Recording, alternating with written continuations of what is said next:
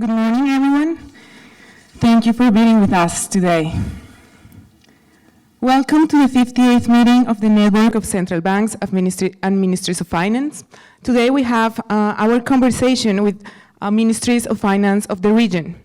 This event is organized by the Research Department of the Inter-American Development Bank. This event has simultaneous interpretation available in both English and Spanish. For those who are in the room today, the translation devices are located at the entrance of the room. For today's panel, we have Anabel González, IDB Vice President for Countries, to talk about some fiscal policies in the region. Bienvenidos a la reunión número 58 de la Red de Bancos Centrales y Ministerios de Finanzas, nuestra sesión de hoy. Welcome to the 58th meeting of the Network of Central Banks and Finance Ministers. We'll be having a conversation with finance ministers. This event is organized by the Inter-American Development Bank's Research Department. I'd like to remind you that we have simultaneous interpretation in English and Spanish. If you're in the room, you may pick up a receiver at the entrance. Sin más, demos inicio al panel. Bienvenida, Anabel. Muchas gracias. First panel, welcome, Anabel. Please go ahead. Thank you and good morning. It's a great pleasure for me to be here with you to moderate the second open session, which is entitled A Conversation with Finance Ministers. Before we start, I'd like to introduce our distinguished panel for this morning, both in person and remote. And I thank each one of you for having taken the time out of your busy agendas to be with us today. First, I'd like to welcome Mr. Brian Strom, Minister of Finance of Barbados. Also, Mr. Ricardo Bonilla, Minister of Finance of Colombia. Welcome, Minister. It's a pleasure to see you. Rui Acosta, Minister of Finance of Costa Rica. Welcome. And Mr. Edwin Martinez, Minister of Finance of Guatemala. Pleasure to have you here. And Mr. Carlos Fernandez, Minister of Finance of Paraguay. Welcome, Carlos. It's a pleasure to have you with us today, whether you're in person or online. To start off our discussion today, we have asked each minister to provide us with a brief update of their country's fiscal programs. Each one will have 10 minutes to do that. And we'd like to hear about the role of fiscal policy in each of your countries, as well as the strategies you're putting in place. After that round of presentations, we will be looking into aspects, opportunities, and challenges faced by fiscal policies in Latin America and the Caribbean. And we hope to cover the issues that are most important for the region with a medium-term outlook. And as was indicated, we have interpretation into English and into Spanish. I will start by giving the floor to Mr. Ricardo Bonilla, who's the Minister of Finance of Colombia, given that Minister Strong has not been able to join us yet. So, Minister Bonilla, you have the floor.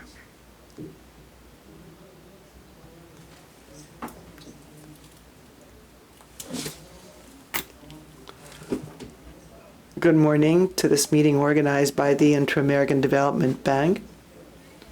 We have been asked to review the macro and fiscal policies in place in our countries. Because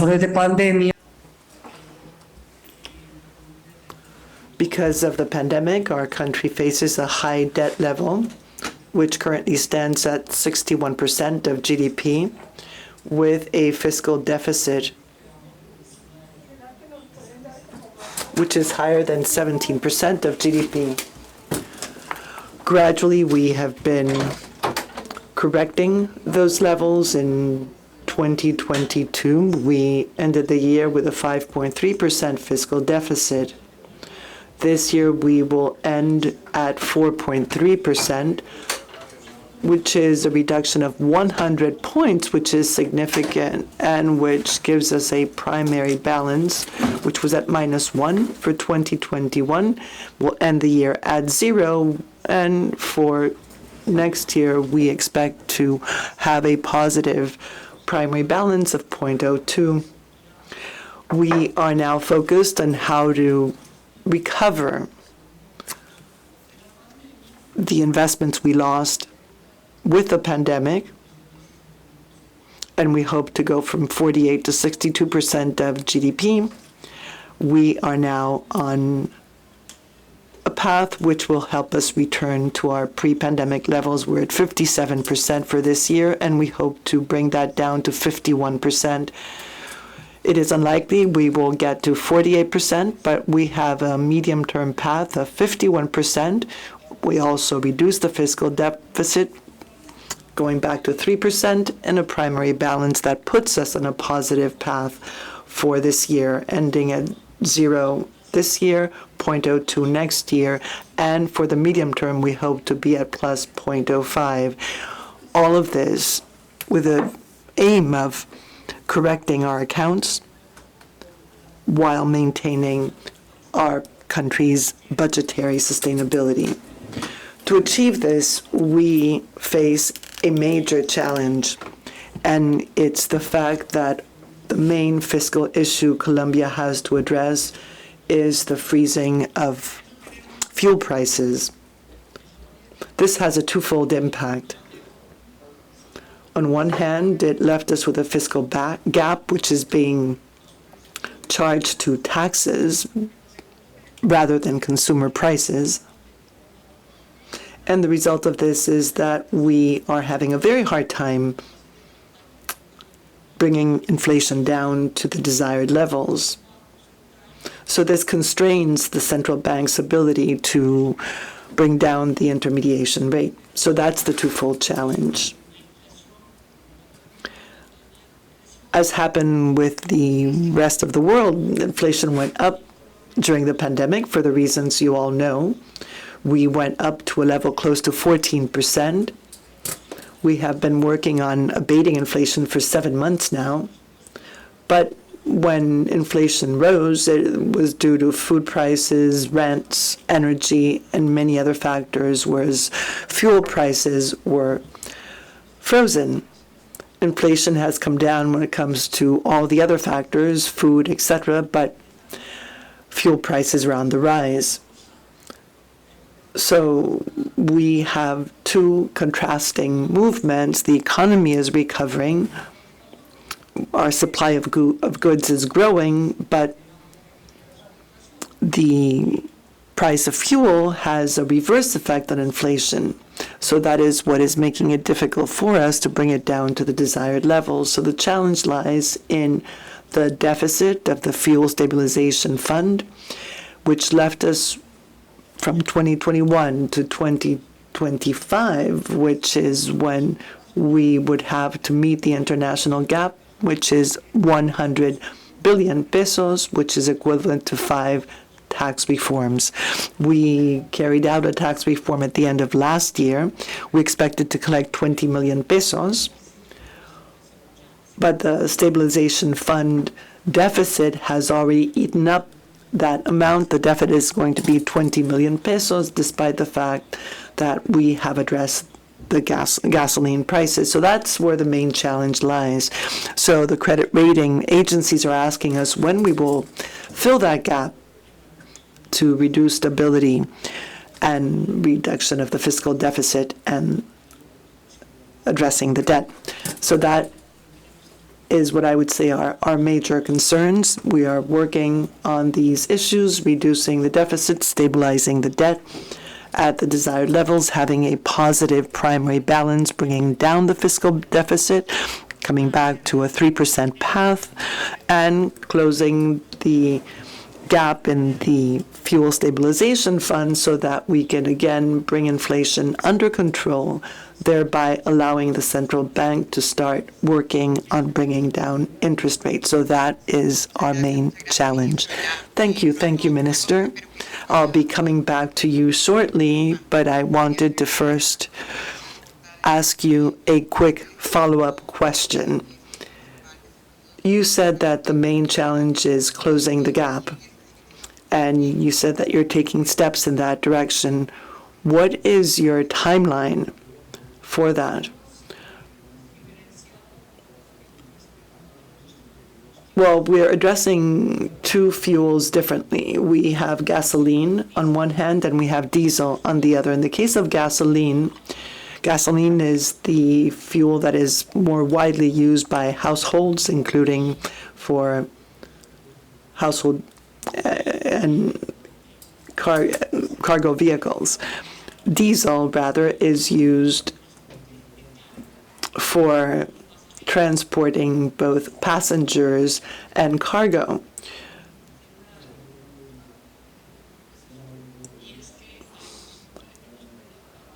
So we've been able to take steps more freely in the case of diesel, and we can measure the actions taken looking at consumer pricing. But what happens with gasoline is that we still have to adjust prices once or twice to close the gap. And those measures have had a small impact, which is less than 0.2 or 3 of inflation. But inflation still stands at 10%. The inflation results were presented yesterday, and we were at 10.48. By the end of the year, we hope to bring inflation down to one-digit levels, but gasoline will be a factor. We have not addressed diesel yet. We will address it in a second phase. We are now speaking with the transport sector unions to see how they can embed the adjustments in their cost structure. They cannot change their prices every month, so we're looking at options. And the aim is to finish with gasoline this year and to address diesel between 2024 and 2025. And by then, we would have been able to close the gap. Now I'd like to offer the floor to Don Nogui Acosta, Minister of Finance of Costa Rica. Thank you very much, Annabelle. Let me start by thanking the IDB for creating a discussion forum like the one we've had these past couple of days. The realities we grapple with today are going to chart the course of monetary policy in the coming months and years, and it's important to learn what other countries are doing. In the case of Costa Rica, which I think you're quite familiar with, we have undertaken fiscal reforms. In 2018, we had a reform process which had a threefold impact. First, there was an increase in collection, and that was in the order of 1.2 or 1.3% of GDP. There was also a process to reduce the exponential growth of salaries, which resulted from annuities, which had to be assessed or reassessed, and that meant that public sector salaries grew very quickly. And that did have a significant impact on our country's budget.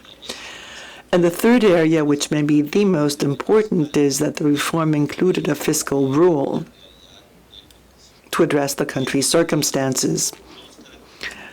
And it had two important features. Number one, it set a growth to current expenditure ratio based on the average growth of GDP for the 4 previous years. So this led to a series of steps or levels. If the debt to GDP ratio is higher than 50%, would be equivalent to 75% of the growth of the nominal GDP for the past 4 years. Higher than 60%, it would be equivalent of 65% of that growth.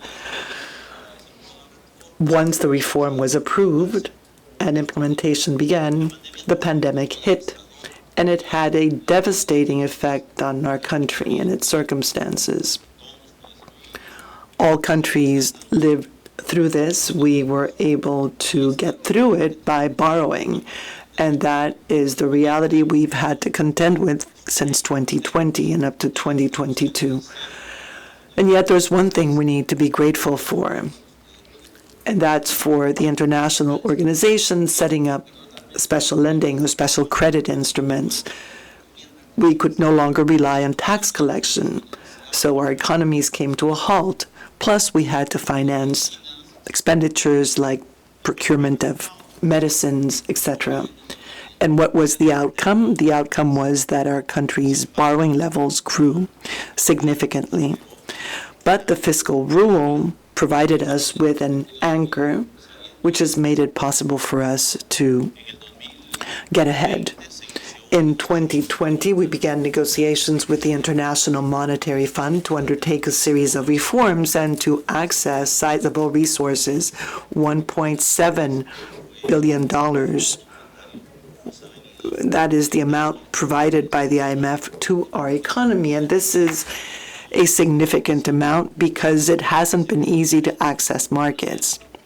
The second element is that once we started to emerge from the crisis, Russia invaded Ukraine,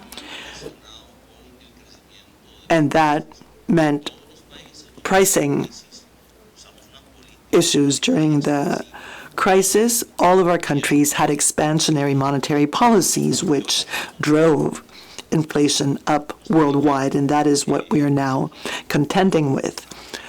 Costa Rica, and you've said good things about what the Ministry of Finance did, but we also have to applaud what the central bank did. The monetary rate, which was at 0.75, went up to 9%. And that was done in a very short time, almost or practically a year. And this had a significant impact on controlling inflation. It made it possible for us to achieve stability. Now, what are we looking at today? We see a completely different country after having spent 15 years with a primary deficit. In 2022, we started with a primary surplus. We ended at 2.1% of GDP. This year, 2023, we expect to get to 1.7% of GDP because the previous year we integrated budgets. In the past, the country had a central budget and had independent budgets for its agencies. Those budgets were integrated, and this clearly had an impact on the government's revenue levels. But this points to three important elements related to decisions taken in the country. It was important to achieve a balance in our fiscal reform. It wasn't enough to increase collection. The government also had to commit to controlling spending. Number two, fiscal rules do have a significant impact. It is possible to adjust the instrument, but nonetheless, we have to realize it does have a significant impact on the country. And the third is how we can establish a time horizon. Our objective is to go from 60% of debt to GDP ratio to lower levels, and this means two things. It frees up capital, which is important for us as a country, and to do that we need financing. And that is where multilateral organization will have an opportunity to collaborate with our development process. The second thing which is important is that we'll be able to unfreeze public sector salaries. And that is another important, I think it's important to flag. 46% of our budget is going to amortization and interest, and all our countries are facing a similar situation, and it has to be funded. Now, here the concern is that we would leave behind the possibility of adjusting our budgetary policy. So not necessarily do we find the conditions to finance social development, and I think that's something we have to discuss openly. Why? Because from the practical standpoint, countries' development has to do with something that's basic, and that is everyone has assumed a social pact that has to be fundable. And I personally, the last time, and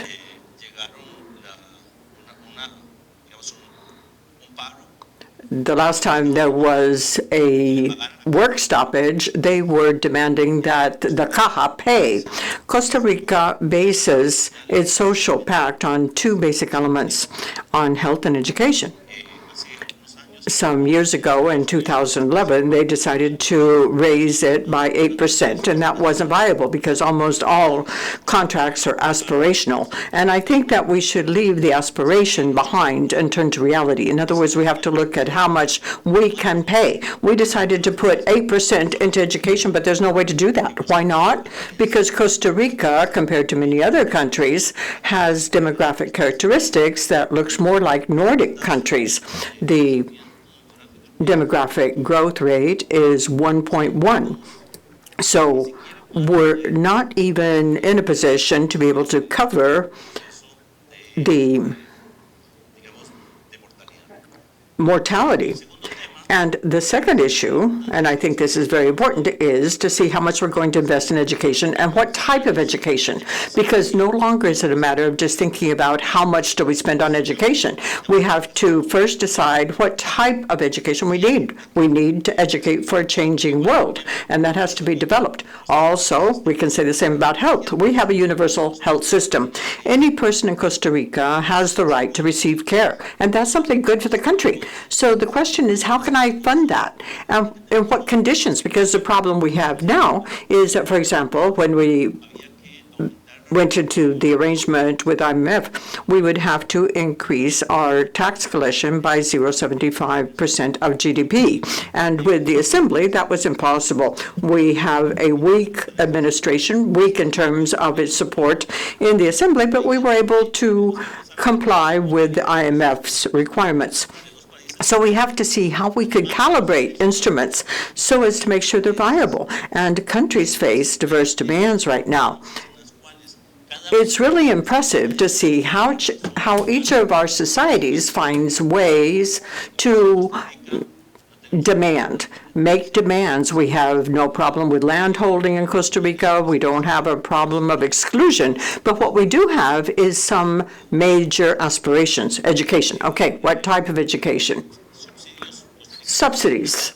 Costa Rica is not majorly based on subsidies, but people do receive some sort of state assistance. So how can we give scholarships to poor students? How can we provide services to people that have been excluded? How can we create conditions for social mobility, which, after all, is what allows society to gain in soundness? So that is what we face.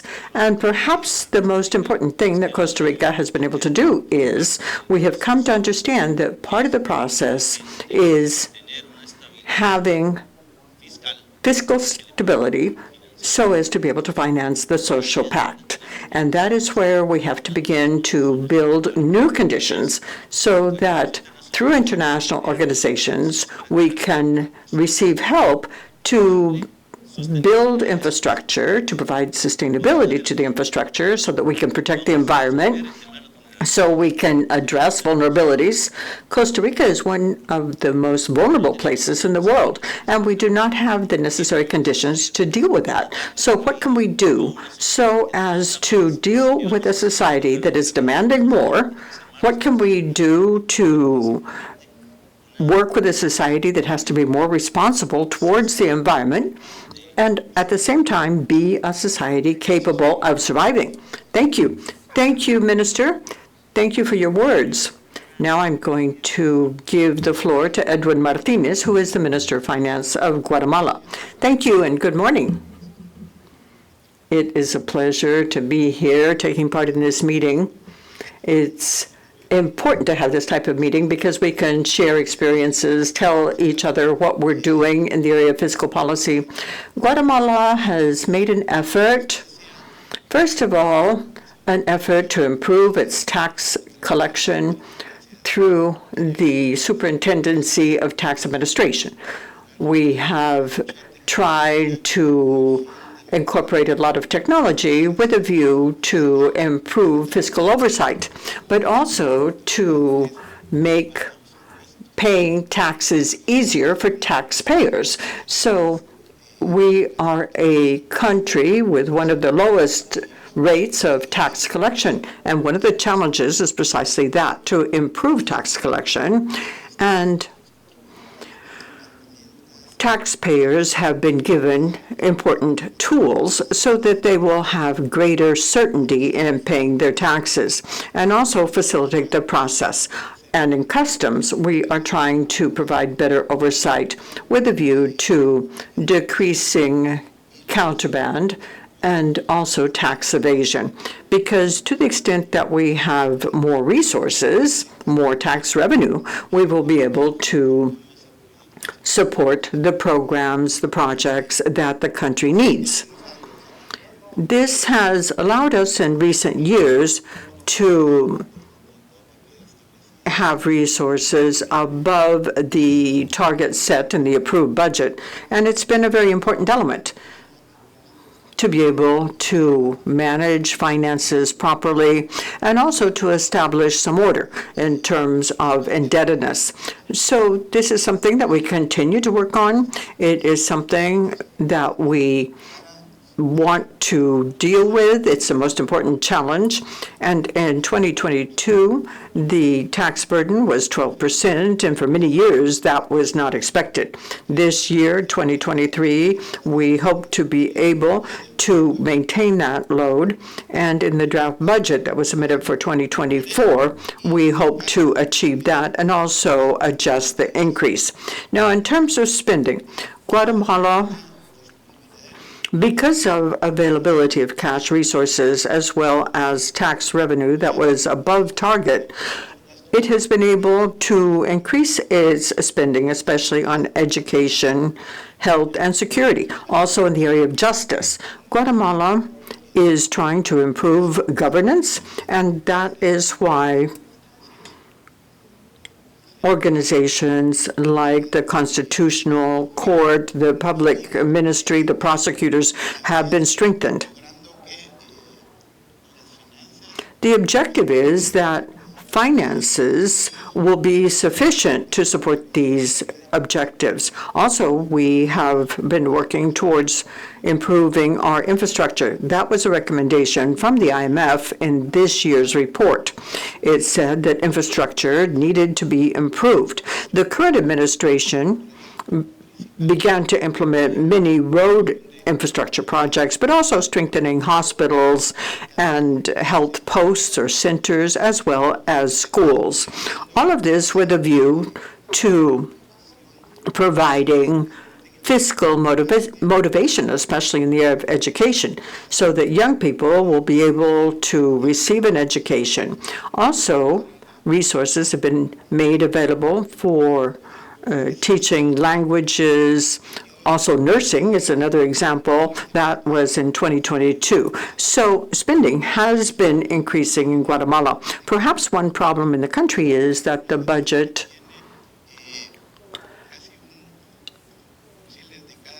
is so much earmarked. Out of each quetzal, 91 cents are already earmarked. So that leads us to take on debt, especially to finance infrastructure. Also, we have been able to finance with cash balances because, as I said at the beginning of my remarks, we wanted to improve tax collection. And in 2021, 2022, tax collection was above target by $1.2 billion. And in 2023, we continue with good tax collection. So because of that, Guatemala, in terms of its fiscal deficit, despite the pandemic, and I think that the same happened to all countries where we had a deficit of 4.9, but in 2021, we ended with 0.2 to 23. We hope to have a fiscal deficit of 1.7, and we are proposing a fiscal deficit of 1.7 for next year too. So by improving our finances, we hope that budget funding will basically be done with bonds, because we do have loans under execution with the World Bank and with the IDB, and here I'm supporting what the minister just said, we do need budgetary support loans because this allows the government to have resources that can be used to support the country's needs with greater ease, because support loans go to very important projects, but you cannot dispose of those resources. And banks in that way are rather closed.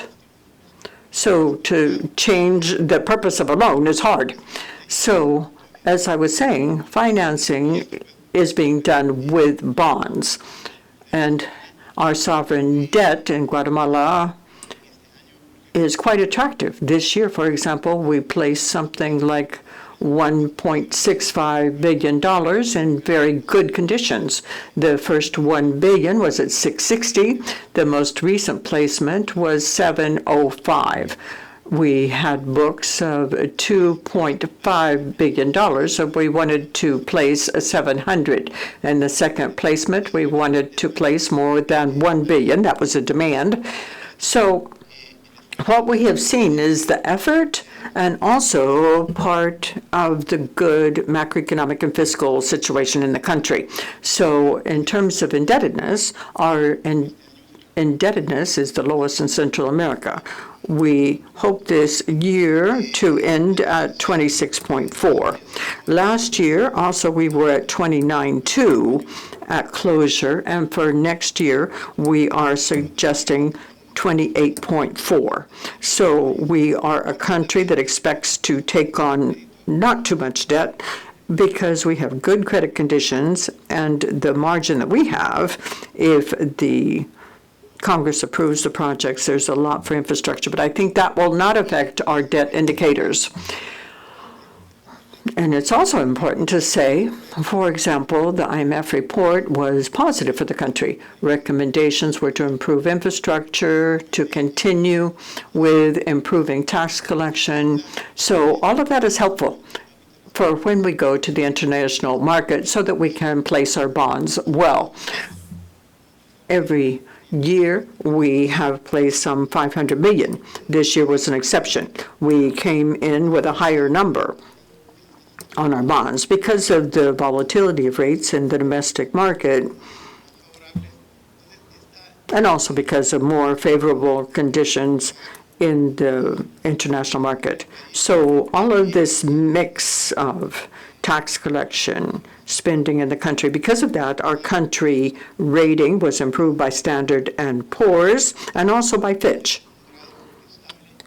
We were given stable, and the efforts in improving our approach, strengthening social spending, improving the tax burden, and improving the fiscal deficit. And the intention is to adjust investment grades so the country can get more favorable conditions. Guatemala was also affected by higher oil prices. With the Caja's resources, because of the good tax collection, we were able to subsidize electric power, also fuel. That was in 2022 and 2023. No longer do we provide a subsidy for gasoline, only propane gas. So that too makes it possible to improve the situation and to spend more on social programs, improve our social spending. So very quickly then, I would say that we consider Guatemala to be in a very favorable position, and there is good coordination with the IMF. And this year, we hope that GDP will grow by 3.5%. That's the same rate that we had last year. So thank you. Thank you, Edwin. Thank you for your comments. And now I am going to call on Carlos Fernandez, who is the Minister of Finance of Paraguay, for him to address the group. Carlos, please go ahead. Yes, thank you very much. First of all, thank you for inviting me. Unfortunately, because of conflicts with my agenda, I'm not able to be there in person, so it's quite hot here. I could have avoided the heat by joining you in Washington. Now, the situation that we have in Lima is something that everyone faces. The pandemic affected all of us, and that has caused many countries to break some records. Unfortunately, the records were not positive ones, they were negative ones. In the specific case of Paraguay, we have reached a deficit level in 2020 equivalent to 6.1% of GDP, which is a record in terms of our fiscal deficit for any given year. Likewise, during this time, as the economy was recovering and uncertainties were being dispelled, we saw some shocks because of logistics. That was the case of the pandemic, Russia's invasion of Ukraine, increased commodity prices. All of that led to a slower fiscal convergence than what we had expected initially. Actually, in the case of Paraguay, a lot of the counter-cyclical policy had been done by improving public works or doing new public works, and that began in 2020, 2021, because the works calendar spans more than 1 year. So it had an effect on 2022, 2023. And we still continue to have a fiscal deficit above what the fiscal responsibility law sets as a maximum limit. In the case of Paraguay, that was a law approved in 2013, and that is 1.6%. So in that context, as of the 15th of August, we took office, and we cannot continue to use all the fiscal space that we had built up since 2020, and we are forced to have a convergence plan, a plan that will be reasonable and transparent and well thought through. I said it has to be well thought through, thinking in economic terms, because all countries have to deal with this balance between the need to show fiscal responsibility and looking at how we can intelligently use the fiscal space that we have so as to not wind up with a fiscal adjustment. That is something that we saw in Greece, for example, Iceland also at a given juncture. So a very strong fiscal adjustment would lead us basically to derail the economic recovery that we are all experiencing. Now, having said that, obviously we also have to be careful. The ease of putting off a fiscal adjustment should not mean a loss of credibility in fiscal matters in our countries. If it were up to politicians, we would have to do a fiscal adjustment with a convergence hand that would go up to 2,400 probably. So we have to balance the adjustment because we do not want to impair the economy and the need to maintain fiscal credibility from now on. Now, in the case of Paraguay, I think that this is something that people know about. Our fiscal solvency is well known. I envy the minister of Guatemala, but we're close. We are close to 36% of GDP. That's our debt level.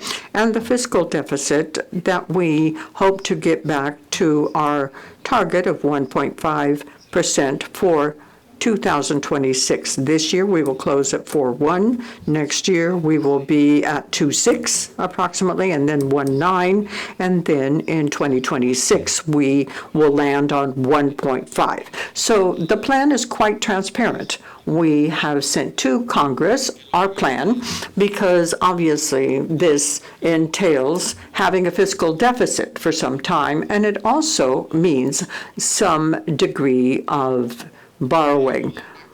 So let's look at what we're doing now so as to implement this plan. Paraguay, unfortunately, up to this year, had two tax collecting agencies. One that was in charge of customs, the other in charge of what we call domestic taxes. That would be VAT, corporate taxes, etc. And unfortunately, both agencies did not work together. There were legal restrictions in terms of their being able to share data, so that facilitated a lot of tax evasion. And that is something that we have to fight so as to facilitate fiscal convergence. We have passed a law creating the National Tax Revenue Agency, where both of these former agencies are joined together. And that is going to help formalize the economy more and also increase tax revenue. The final impact should be close to 1% of GDP, which is a significant amount for an economy that also has very low tax rates. They are competitive, and we collect something like 10% of GDP per year. So the idea is to move it up to 11 to 12% in collection per year. Now, obviously, as was said by the IDB in several papers, we have to improve the quality of our public spending, and that is what we're focusing on. We are looking for resources for the 4 priority sectors: health, education, security, and also for the conditional cash transfer programs that we have in the country. So our needs are immense, resources are scarce, so we have to spend efficiently, intelligently. And obviously, we also need infrastructure, just like all countries in the world.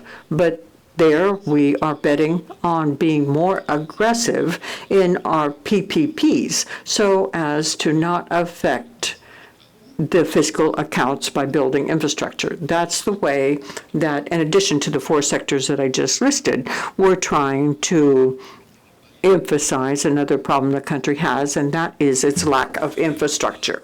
And let's go to financing.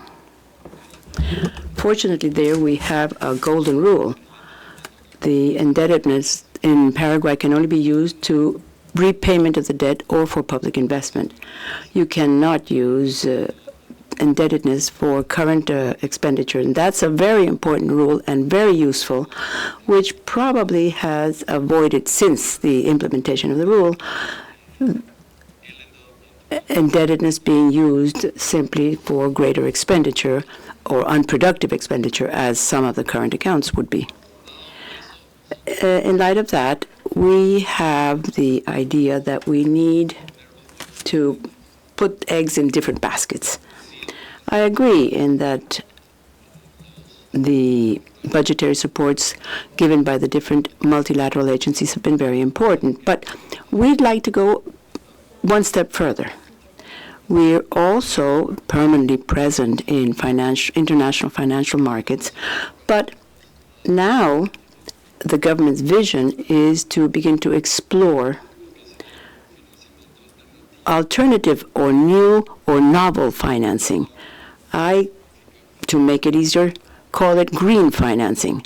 There are many funds which are interested in having the countries adopt some user-friendly or environmentally friendly policies, not for financial reasons alone, but for moral reasons, which I think our countries should support to help improve the climate issues. And this isn't an ideologic question. This is a question of responsibility as human beings, which we have with the planet. And we're working with the IDB now, precisely, in this new program that the multilateral agency has. And last Friday we signed, well, no, we haven't actually signed. We reached a technical agreement with the International Monetary Fund to use the RSF, which is the Resilience and Sustainability Fund of the IMF. These are financial resources. In the need for resources, we want to explore alternative financing forms for the fiscal deficit. One of the things that we must bear in mind, all of us, when during the convergence plan, which, as I said before, has to establish a balance between credibility and the fact that it's not affecting the economy, is to consider the idiosyncratic issues or the characteristics of each country. There isn't a size fits all.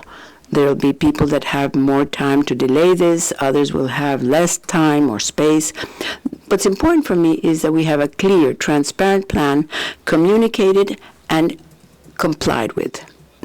That will help in the country image, and for those of you who have access to international markets, it'll make it easier also to have the traditional financing, as I call it. And one of the things that we should take into account here is what's the economic growth potential of each country. That's a very important factor when designing the fiscal convergence plan. In the case of Paraguay, this year we'll close with a growth of about 5%, a little more maybe. And for the following years, we have economic growths of about 4 and 4.5%. And in that way, I believe it will help stabilize the debt GDP ratio. But each country is different, and each country, depending on its characteristics and its growth rate, the interest rates, will have greater or lesser need to converge the sustainable fiscal levels.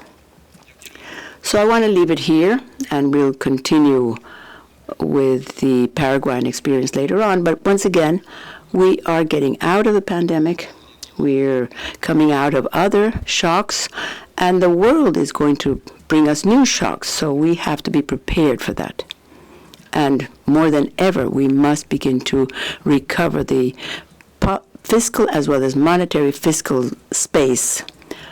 So if these shocks occur, the damage produces in the economy be the least possible, thanks to the implementation of a new counter-cyclic policy.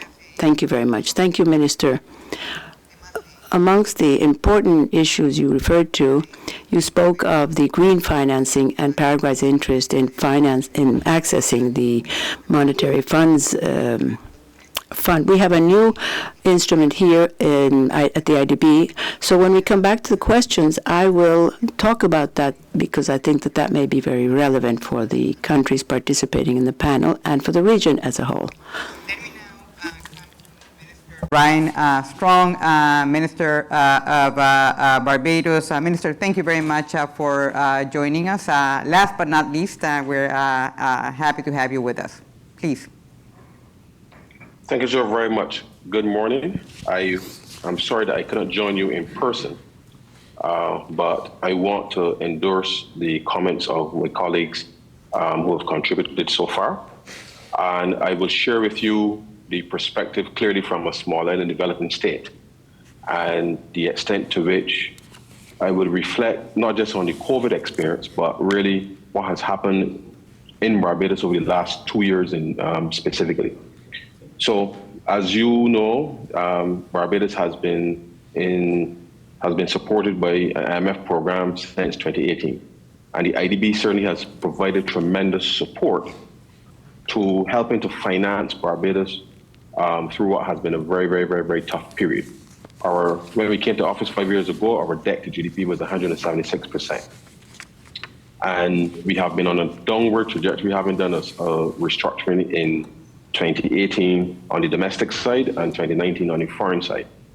And we have been in reform mode ever since. And therefore, we have been fiscally responsible and return a level of order to the management of the public finances such that there is enhanced consumer confidence, business confidence, as well as investor confidence in the economy at the moment. But so once we have performed well in given the objectives of the program, the last 2 years in particular certainly have been particularly challenging. And I want to stress that notwithstanding the fact that COVID in of itself caused us to review what we believe presented fiscal risk and compare with what we assumed prior to the COVID, relative to post-COVID, where, for example, as a tourism destination, tourism represents a significant part of our economy. And therefore, before COVID, we did not have a specific view in relation to what presented fiscal risk for our airport, a state-owned enterprise. But of course, once global air travel stopped, it meant that what was a responsibly run state-owned enterprise suddenly required support from central government for the first time in its history. So as a small state, the realities for us are a little more acute and more direct. The impacts last longer and they're coming more and more frequent. So I'm just going to share with you this very quickly, that over the course of 2021 in particular and coming forward, as we were dealing with the fallout from the pandemic, we had the volcano which erupted in St. Vincent and the Grenadines, our neighbor. So we had ash falling on Barbados in April of 2021. And that in of itself created more issues in terms of closure of the airport and a whole range of things that we were struggling to recover and to bring tourism back. And the impact of that was approximately 1% of GDP in terms of costs in relation to that at that point in time. Then a few weeks later, we had what was a freak storm, 46,000 lightning strikes in 90 minutes. And then a few weeks after that, we had the first hurricane in 65 years. All the while, during the course of that summer, we saw the upsurge of the Delta variant of COVID, which required more and more resources. So the summer of 2021 was significant for the government of Barbados in being able to finance not just the COVID response, but the response to the ashfall, the response to the fact that a number of houses were damaged, needed to be rebuilt because of the passage of Hurricane Elsa. And therefore the combination of those shocks in such a short space of time stressed the fiscal environment. And the IDB and others obviously supported in terms of provision of budget support at that time, which was absolutely critical with respect to helping the government to be able to navigate what has been a very significant set of circumstances from a fiscal and economic perspective. And therefore, it is important that we all appreciate that governments, whilst in reform mode, especially small states, continue to focus on getting it right. The external shocks continue to have a severe impact on the country's ability really to continue and to provide the kind of support that you want to ensure that you can eliminate poverty, to ensure that you can build human capital by investing in education and health and other areas to be able to unlock the talents of our citizens. And therefore, budget support is important in the same way that investment support, policy-based loans and the like in relation to getting things done is particularly important for states, for small states, in order to, as we would say, ride out the storm. And the storms have been frequent and getting more intense, and storms in quote unquote all of these shocks that are coming our way. Now, if you fast forward then to 2022, where then not just the war started in Ukraine, but then the increase in interest rates as a result of the need to fight global inflation, then created a situation where, as a small state, and I think we all appreciate the variable nature of interest rates and how they go.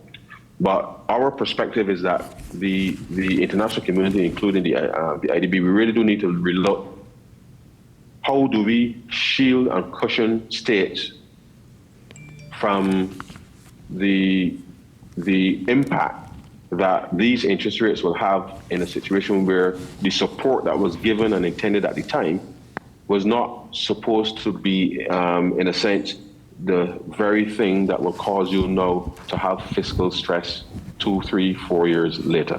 And I raise this specific point because of the increase in interest rates, that means clearly the financing costs have gone up, whilst oil prices, energy prices, world food prices, everything that you're trying to do with respect to the social protection programs that government is trying to do, you're faced with these rises in interest costs.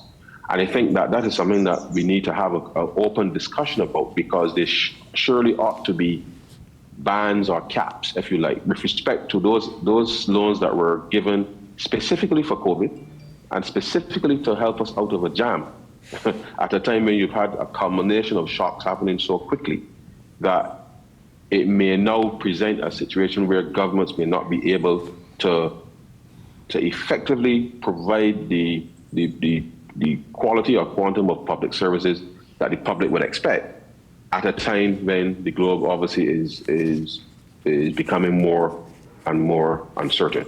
So I think that is something that we need to look at, because it does crowd out the ability of small states to be able to respond. So that's the first thing I would like to say. But I think the IDB's response has been robust and strong, but we need to move beyond the traditional mechanisms in order to allow countries the longest possible and the space to be able to drive the process forward. Now, we've been on a trajectory, as I said earlier, to bring our debt to GDP to 6% by 2035. And the IDB certainly has lent us tremendous support. Last year, we did a debt financial swap with the IDB and the TNC in order to do some marine spatial planning work within, allowing us to be able to then manage our ocean resources in a much more sustainable way. And to that extent, liability management as a mechanism for creating fiscal space, in the same way that we're trying to do now with a second arrangement, are some of the tools that the IDB certainly has given support for. Because without that type of support, we will not be able to advance the work with respect to the marine environment. And therefore, that work allows us then to use the savings that would ordinarily have been gone to finance debt, to be able to divert those resources to those most critical areas. So as part of the fiscal strategy, liability management, and I say liability management in a proactive way, not out of a distress situation or anything, but in a proactive way, allows small states sufficient policy and breathing space, fiscal space, to be able to do things that they ordinarily wouldn't be able to do. So I would say to the colleagues that in the same way that we have the traditional loans and securities available, we do have to relook some of the structures in relation to the interest rates, especially for emergency loans and that type of thing, to ensure that that debt does not then become a noose around your neck, that we can look at that. But liability management is an important tool that we have been able to use over the course of the last couple of years to unlock resources in situations where, with interest rates rising, the need to have enhanced budget support for a range of areas, that is a tool that is available to countries. And I want to thank the IDB for participating with Barbados in executing that, and for being in the process now to do a second transaction that will then unlock a much more sustainable path with respect to our water management on island. And therefore, it is important that as partners we work collaboratively together, because it is that partnership, working with other multilaterals, I think, importantly, to allow countries who have been stressed, and the small countries being stressed with the shocks happening more frequently and lasting longer for small states, that the fiscal program that we're undertaking now is robust. Our growth trajectory looks very, very, very, very strong. We are being able to unlock new investment every week, every month, to be able to help drive the growth agenda. And that is important for small states, because if we do not find ways to mobilize the capital that we do have, and the IDB has been working with us to be able to unlock some of that capital in the domestic space and even across the region, that we wouldn't be able to deploy as proactively as possible to help drive the growth agenda. And I think as we look forward now, coming out of the pandemic, and our tourism numbers are not yet back to fully to 2019 levels, but we are about 93% there or so. 90%, 93% there, depending on the market. We are confident that with the new investment coming on stream, that in the short to medium term, growth looks good. But however, one of the things that we are absolutely clear on is with the introduction of the global minimum tax and the range of net tax treaties that we operate globally. That is something that we have recently, 2 days ago, the Prime Minister addressed. We have been working in a very aggressive way with the stakeholders to ensure that many of the entities that are resident in Barbados, that they remain here, but that poses potentially some downside risk. But we are confident that the island has the capacity to be able to maintain its very strong support for attracting global business.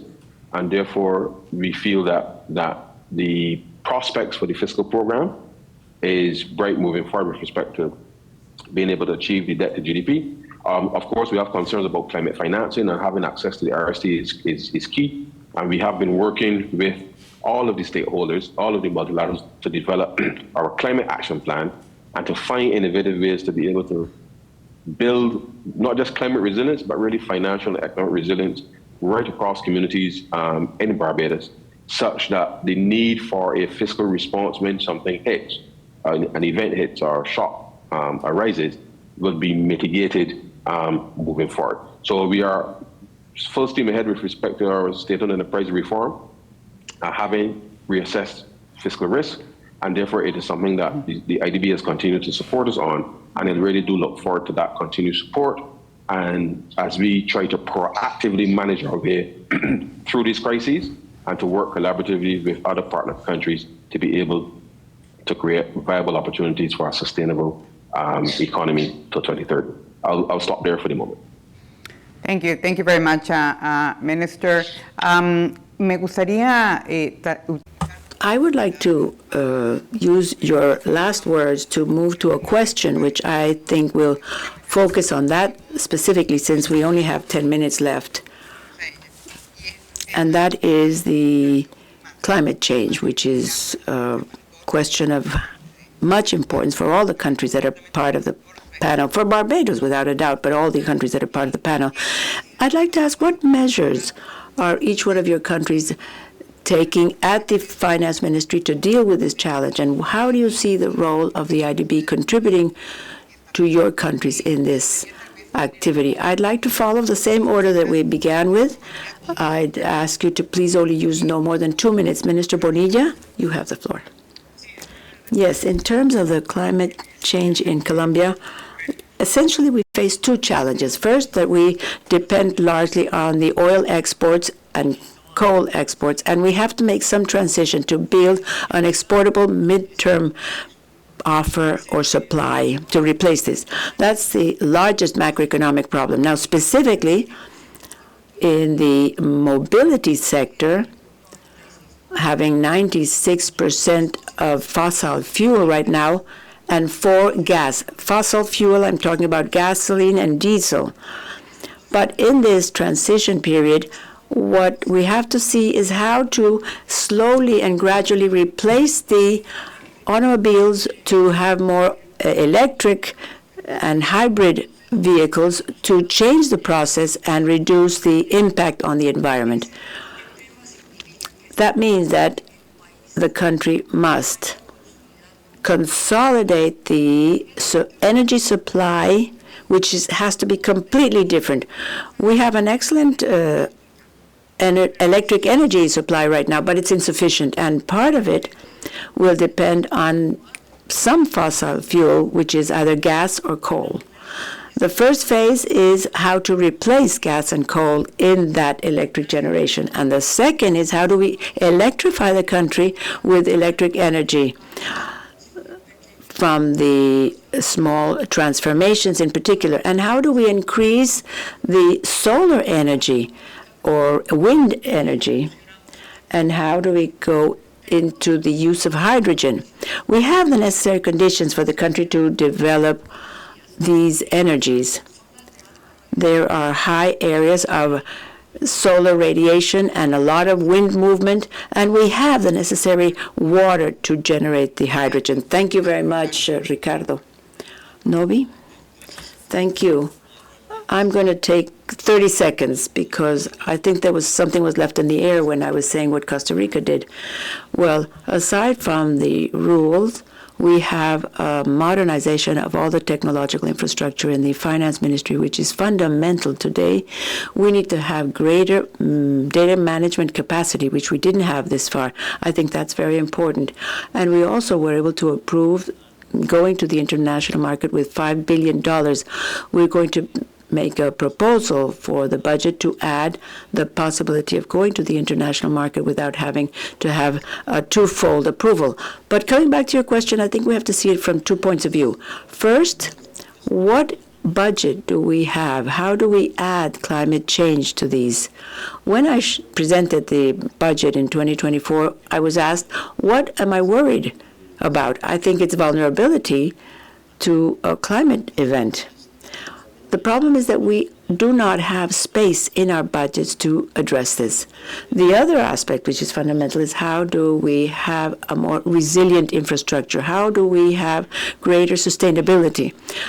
The pandemic, despite not being a question that one can discuss with climate change, does have some significance, is the vulnerability. And the vulnerability of public finance becomes a problem to solve how we sustain the public expenditure. And I think here there are two fundamental elements. One, the decarbonization of the economy, which is relevant to have less of an impact. But we're so small that what we can do by adding whatever we can add to the climate change is something we have to continue to do. But the problem is that it's more a question of the impact. What are we going to do in an area where we are affected more by the climate change? The increase in the sea level, for example, is going to have an impact. The case of dengue, for example, in the 70s, dengue was up to 500 meters above sea level, while now it's 1,200 or 1,500 levels above sea. And that's important because that's the effect that we have to analyze and consider as a climate change. And I think that economies have to go to the decarbonization process. Costa Rica is one of the ones that advanced the most. The IMF recognizes this, and we were probably the first country that had access to the resilience funds. We have 700 million that will promote the inclusion of all these elements in the macroeconomic review. And here, I think that the challenge for us is to have a country capable of having an environmental vision in its productive structure, in its tax collection. These are important elements. How do we use a fiscal policy to do this? I think this is more from the point of view of our capacity to promote things like more efficient technologies through that, or green taxes, which I think are missing in the region, or the necessary conditions to improve the environmentally friendly productive activities, recyclability. All of these things, I think, are the most important things that we have to consider as finance ministers to promote culture of environmental respect. Thank you very much, Novi. Guatemala is one of the countries that has been most affected by the climate change. It's highly vulnerable to storms, earthquakes, and every year we are being more and more affected. And as part of the things we've done is things like access to the decarbonization. Guatemala will be receiving important resources next year. There are other programs to protect the forest and the water sources that are financed with national resources. As part of a law in the country, we have credit with the IDB for sustainability, environmental sustainability, and the country, precisely because of its vulnerability, is constantly including actions to support the environment ministry. We have an environment ministry focusing on all these issues. We've tried to find ways to support them. Thank you very much, Edwin. Carlos, yes. Well, there are many actions here, but I'll just mention two things that I think are very important. The first is the data plus relation. So it's important for our countries to have sufficient data so that we know exactly whether we're hurting or cooperating with the environment, because I think that there are different ideas in this aspect of the climate change and the way that different countries contribute to this with regard to the greenhouse emissions.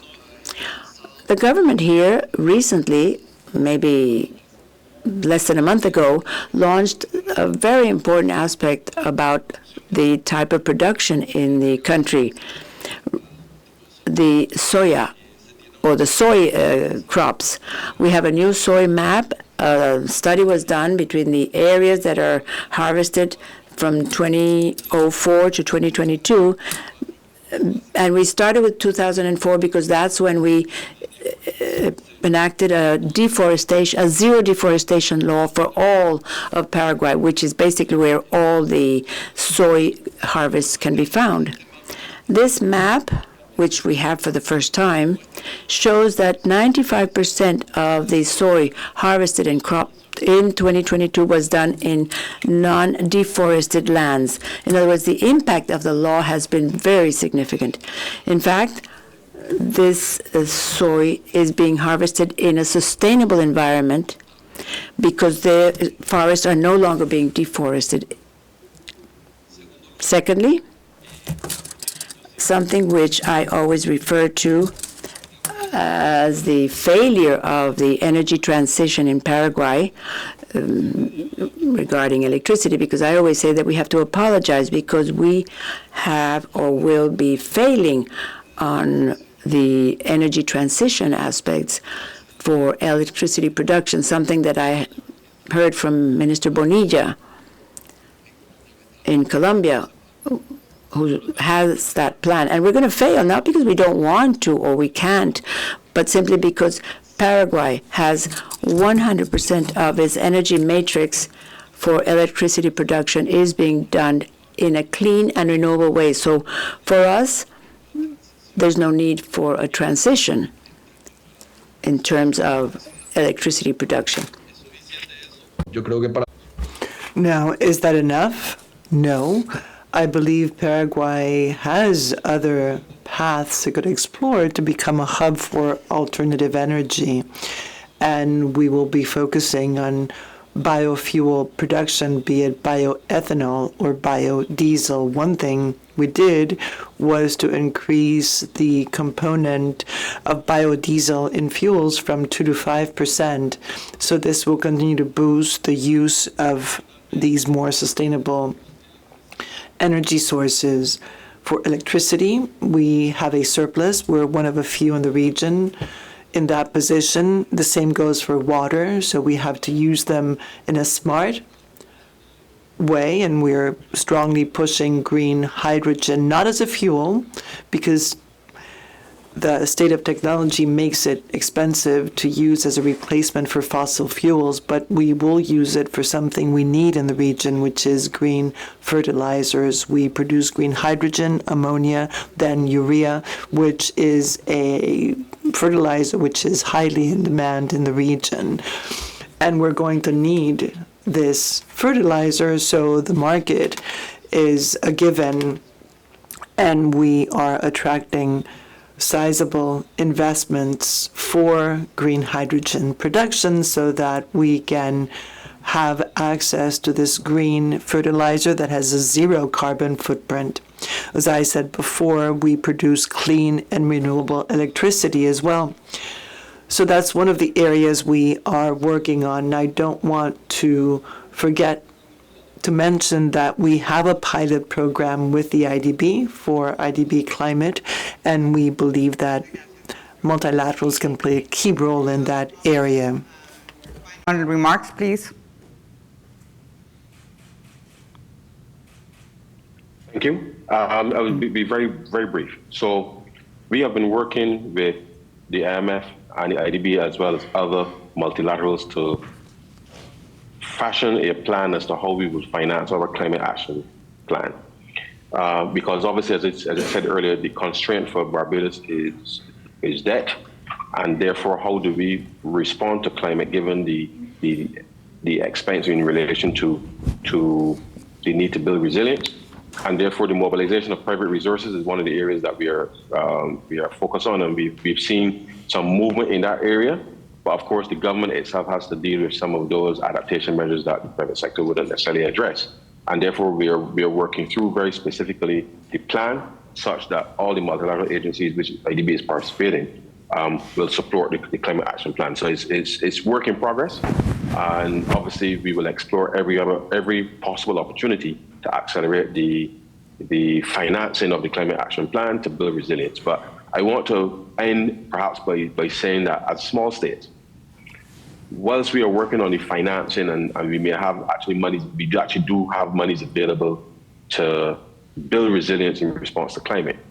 Part of the challenge is that we actually do not have access, and then by access I mean trade access, to be able to have access to the technologies over a specific period of time such that we know that we could not just finance but actually implement.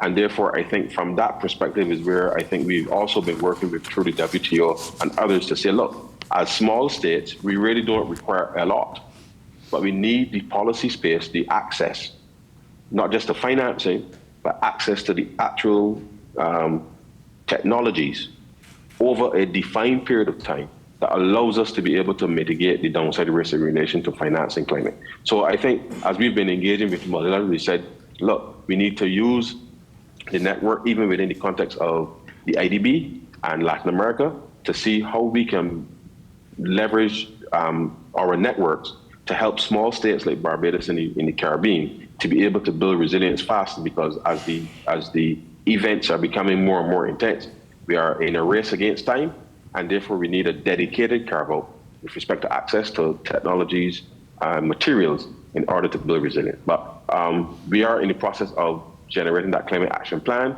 but it is not just financing, but it is also access to the resources to actually get it done. Thank you.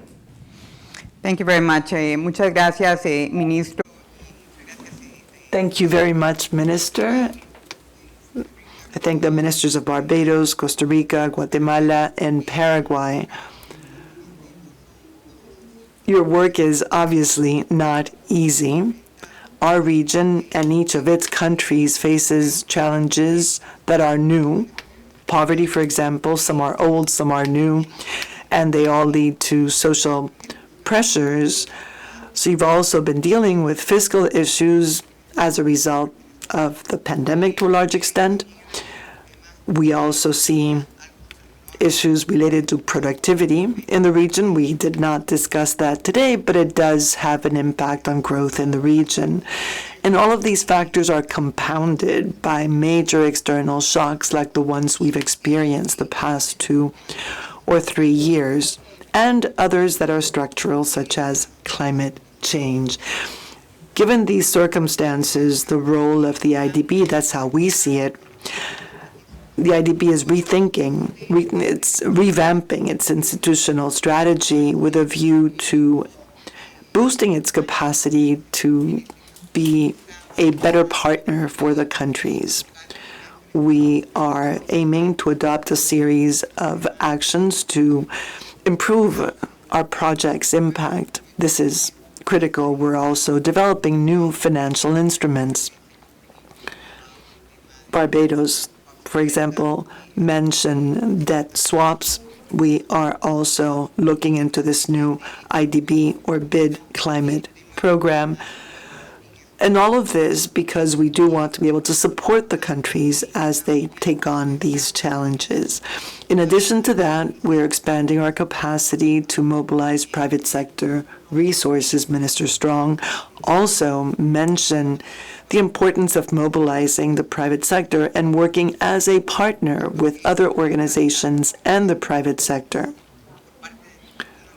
None of our countries can deal with these challenges alone using public resources, which is why we are working on capitalizing IDB Invest. We're calling this initiative IDB Invest 2.0, and this is aimed at mobilizing more private sector resources.